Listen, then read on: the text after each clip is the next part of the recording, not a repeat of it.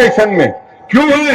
क्योंकि मोदी जी ने फेलोशिप को खत्म कर दिया मौलाना आजाद की, क्योंकि एनकाउंटर के नाम पर डर फैला दिया जाता है, डराया जाता है तो लोग डरते हैं, नौकरी नहीं मिलती, जब पढ़ेंगे नहीं तो नौकरी नहीं मिलती।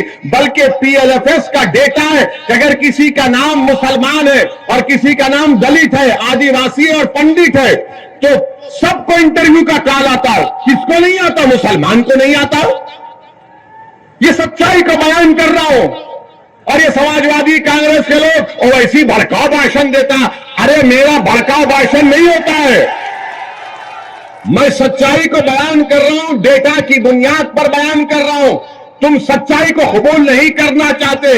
एक तो भारत के प्रधानमंत्री और उनकी पार्टी बोलती सबका साथ, सबका विकास, सबका विश्वास। कहां का सबका साथ हो रहा है?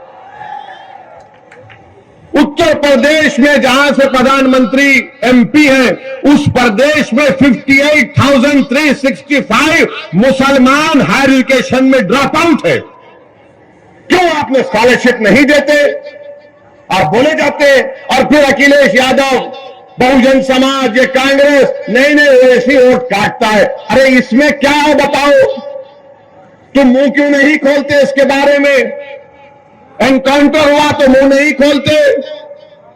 मगर मेरे अजीज दोस्तों और बुजुर्गों, इसीलिए हम आपसे कह रहे हैं कि आपको अपने जमीन से अपने नेता को बनाना। मैं दासना को आया, यूपी को आया, आता रहूंगा। आप जो फैसला लो मैं तो आता रहूंगा। अगर आप इसको कहेंगे कि ये एक तरफा मोहब्बत है तो यकीनन एक तरफा मोहब्बत है। मैं आपसे कुछ नहीं चाहता, मैं सिर्फ ये चाहता हूं कि आप एक सियासी ताकत बनिए, अपनी एक सियासी आवाज को मजबूत बनाइए। याद रखो, आसमानों से कोई उतर कर आने वाला नहीं है, जमीन से आपको अपना नेता बनाना पड़ेगा। मैं अपने आप को नेता बनाने नहीं आया हूं। मैं चाहता हूं कि आपकी आवाज, आपकी वोट की ताकत और अहमियत बने। आप बताओ कि क्या हो रहा है उत्तर प्रदेश में। अब तो महिलाओं को लेडी डॉन मीडिया लिखती है। महिलाओं को दिखाकर मीडिया दिखाता है लेडी डॉन। अब वो दिन दूर नहीं है कि जब एक 12 साल के बच्चे को बताया कि कहा जाएगा ये बच्चा डॉन, महिला डॉन, बच्चा डॉन। अब वो दिन भी दूर नहीं है कि अगर किसी का बच्चा अपनी मां के कोख से पैदा हुआ तो ये रोता हुआ बच्चा बड़ा होकर डॉन बनेगा। मीडिया को रोटी सेकना है। और भारत के प्रधानमंत्री तो माशाल्लाह उसमें तेल डालने का काम करते हैं। केरल में एक पिक्चर रिलीज हुई और उसके ऊपर प्रधानमंत्री कह रहे हैं भाइयों बहनों पिक्चर देखो। अरे देश के प्रधानमंत्री हैं आप या तो पिक्चर के प्रमोटर हैं आप? मानता हूं कि भारत के प्रधानमंत्री की तरह कोई एक्टिंग नहीं कर सकता। अखिलेश भी कोशिश कर रहे हैं मगर फ्लॉप हो रहे हैं।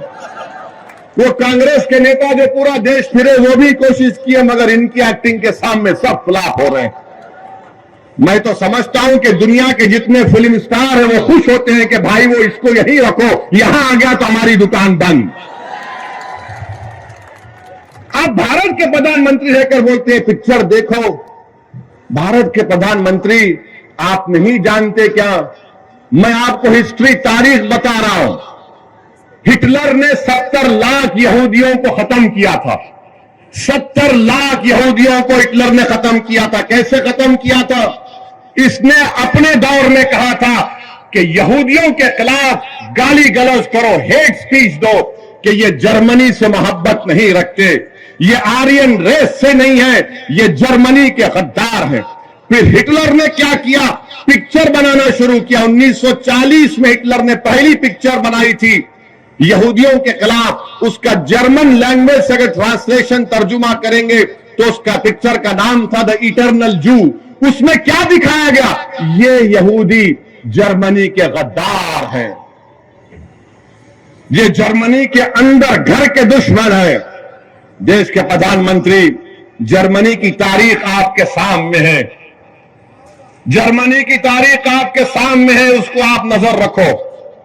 आप जिस देश को, ये बहुत बड़ा देश है, इस देश की खूबसूरती इसका कल्चर है, इसका मजहब है, इसकी जबानें हैं।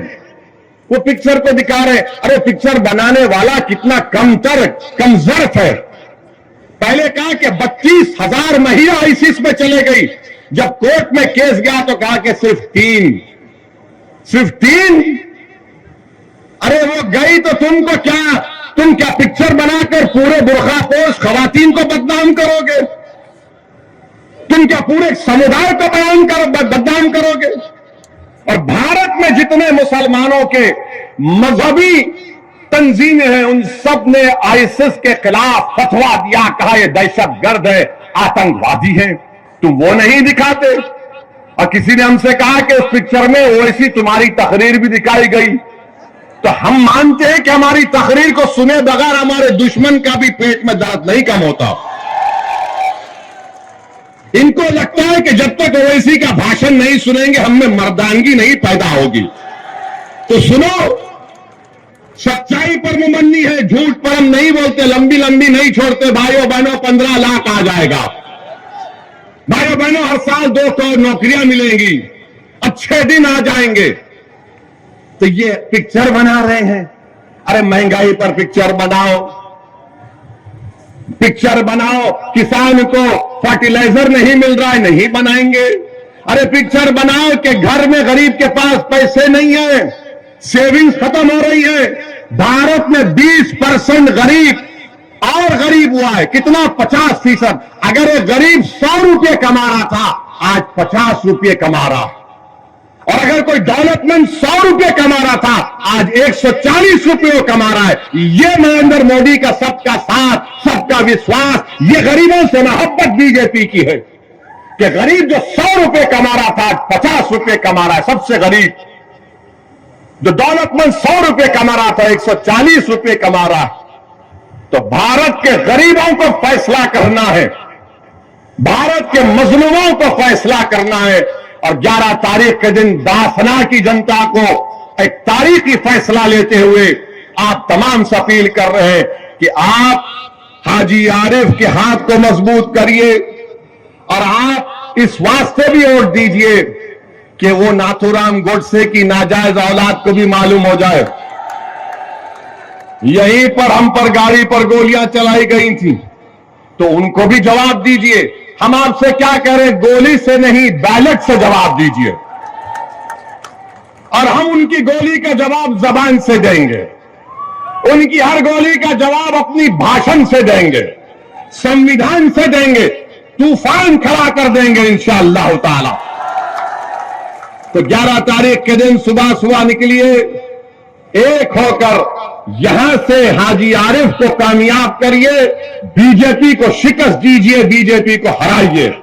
ये समाजवादी और बहुजन समाज पार्टी बीजेपी को कामयाब करवाना चाहती है, अपने इत्तेहाद को कमजोर मत होने दीजिए। हमारे